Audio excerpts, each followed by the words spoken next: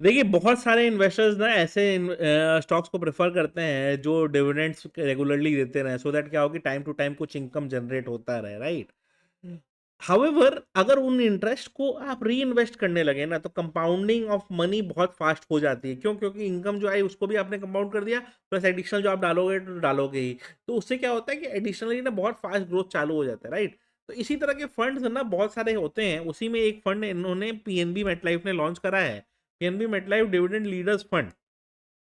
ना ये फंड का कंसेप्ट क्या है कि ये फंड ना BSE 500 dividend leaders 50 index fund जो है, जो उसमें इन्वेस्ट करेगा। अब जब उसमें इन्वेस्ट करेगा ना, तो वहां पे क्या लॉजिक चलता है उस पर्टिकुलर फंड का, कि वो फंड कहाँ इन्वेस्ट करता है। वो फंड इन्वेस्ट करता है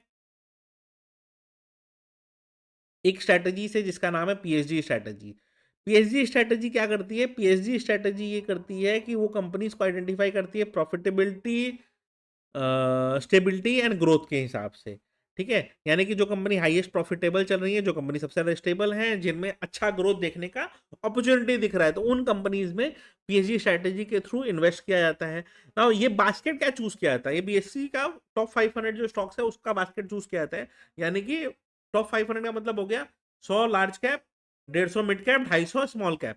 इन 500 कंपनीज में से जो कंपनीज इन पीएचडी स्ट्रेटेजी में टॉप 50 में आ रही है, यानी कि top 50 companies where you have highest profitability, bigger stability and highest chances of growth, वहां पे ये फंड इन्वेस्ट करता है। एंड जब ये फंड इन्वेस्ट करता है उन कंपनीज में, तो उससे क्या होता है ना कि एक अच्छा खासा एक फंड क्रिएट हो जाता है जो कि फ्यूचर पोटेंशियल अच्छा रखता है रिटर्न देने का।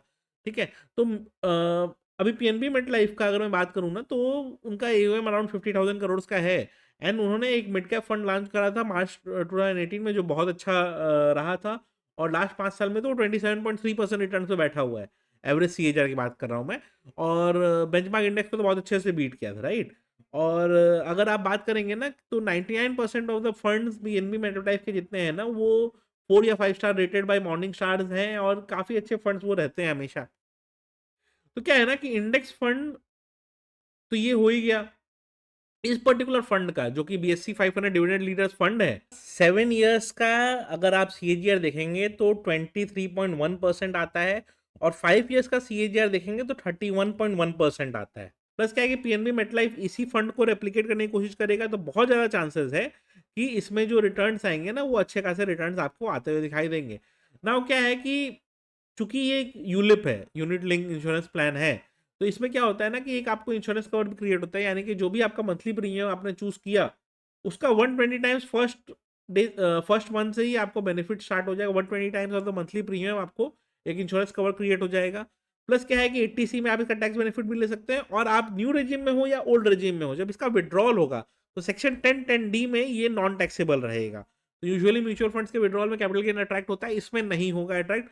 कंडीशन ये है कि annual premium less than 2.5 lakh रहना चाहिए, मतलब मंथली प्रीमियम 20,000 से कम होना चाहिए, सिंपल यही है। अब ये चूंकि स्टार्टिंग एनएफओ है, 10 रुपए का एनएवी रहेगा, और 2,000 रुपए से आप स्टार्टिंग इन्वेस्टिंग कर सकते हो। प्लस इस फंड में ना एक ट्रिपल बेनिफिट भी है। ट्रिपल बेनिफिट क्या है?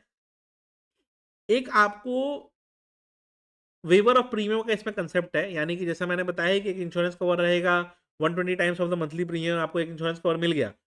बट अगर इन केस पॉलिसी होल्डर को कुछ हो जाता है, तो क्या होगा कि उसके जो रिमेनिंग प्रीमियम है, ठीक है, वो नहीं देने पड़ेंगे आपको। एंड आपके बदले ना कंपनी पे करते रहेगी। और जो मेच्योरिटी पे बेनिफिट आएगा ना, वो आपके नॉमिनी को मिल जाएगा। प्लस क्या है कि एक मंथली इनकम प्लान, एक मंथली इनकम भी आपके फैमिली को थोड़ा थोड़ा मिलते रहेगा, डिपेंडिंग ऑन टर्म्स कि कितने महीने का मिलेगा या कितने साल तक मिलेगा। लेकिन एक मंथली इनकम भी कुछ दिनों तक दिया जाएगा। तो ट्रिपल बेनिफिट हो गया। उससे क्या होगा ना कि आपके जो डिपेंडेंट वाइफ रहेंगे या चिल्ड्रन रहेंगे ना, उनको बहुत ज़्यादा दिक्कत नहीं होगा। प्लस अगर आप एनआरआई हैं और आप एनआरआई होकर इंडिया के ग्रोथ में पार्टिसिपेट करना चाहते हैं ना, तो अगर मैं आपको एग्जांपल दूं कि अगर ये 15-16% के हिसाब से भी फंड ग्रो करा, और मान लो आप 18,000 पर मंथ ही इन्वेस्ट करते हो नेक्स्ट 10 साल के लिए, और 20 ईयर्स बाद विड्रॉ करते हो, 2 करोड़ का कॉर्पस क्रिएट हो जाएगा उससे। ठीक है, ये फंड ओपन फॉर इन्वेस्टमेंट है with an starting NAV of 10। जो लिंक डिस्क्रिप्शन में रहेगा ना, उससे आप जाइएगा, ये पर्टिकुलर पेज आपका ओपन होगा। ठीक है, अभी पॉलिसी बाजार का पेज है। पॉलिसी बाजार का ही पेज क्यों? पॉलिसी बाजार का पेज इसलिए क्योंकि ये एक प्लैटिनम पार्टनर है पीएनबी मेटलाइफ का, तो इसके डिस्ट्रीब्यूशन ऑफ देयर प्रोडक्ट्स के लिए वो प्लैटिनम पार्टनर है। अब जैसे ही आप इसमें व्यू प्लान्स पे क्लिक करेंगे तो ये प्लान अपने आप ओपन होंगे, ठीक है। अब इसमें कैसा है कि ओपन हो जाने दीजिए इसको ठीक से। अब इसमें पूछ रहा है कि किस बेसिस पे रिटर्न करें, तो मैं पास्ट परफॉर्मेंस के बेसिस पे डाल रहा हूँ, ठीक है। तो ये क्या दिखा रहा है कि अगर हम, चलिए इस पे ही जाते हैं, इसी फंड में डायरेक्टली एंटर कर जाते हैं। तो ये 15,000 मंथली का एग्जाम्पल दिया हुआ है। अगर 15,000 मंथली कोई स्टार्ट, जैसे एज लो एज 2,000 से स्टार्ट हो सकता है, ठीक है। फॉर सिंप्लिसिटी ऑफ कैलकुलेशन ये 15,000 का अगर मंथली प्लान है, 10 साल हम पे करते हैं, 20 ईयर्स बाद विड्रॉ करते हैं, तो क्या है कि अगर हम 3x बेनिफिट ऐड कर देते हैं तो ये हमारा मेच्योरिटी कॉर्पस 2.34 करोड़ का दे रहा है। 17.49 लाख का एक इंश्योरेंस कवर इनबिल क्रिएट हो गया, टैक्स बेनिफिट मिल ही रहा है, और प्लस 3x ट्रिपल बेनिफिट जो मैंने बताया वो मिलेगा ही। तो 2.34 करोड़ का कॉर्पस भी क्रिएट हो जाएगा आफ्टर 20 ईयर्स, तो ये भी अच्छा है, ठीक है।